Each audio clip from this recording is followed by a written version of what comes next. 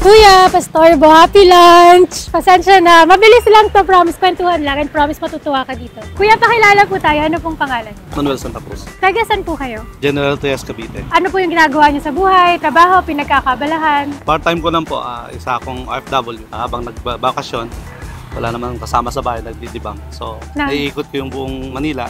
So, at the same time, kumikita maski pa paano. Sino po yung inspirasyon nyo para magpatuloy? Para sa pamilya. Pwede nyo i-share sa amin yung pagsubok po ng na-encounter nyo? Una-una po, yung init, sa kaulan, traffic.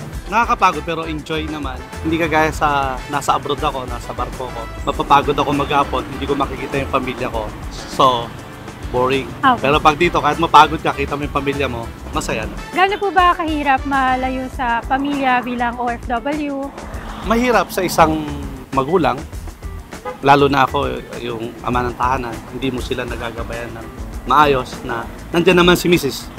na gumagabay sa tamang landas nila, pero iba po talaga yung buo kayo.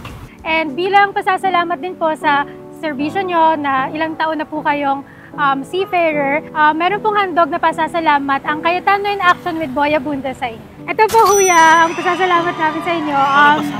Ano ba ako niyan? Para ba sa akin? Laan ba para sa akin? Para sa inyo to, Kuya. Merong mas taong may nangangailangan. Maraming salamat po sa giveaway. Maraming salamat po sa Cayetano in Action with Boy Abunda.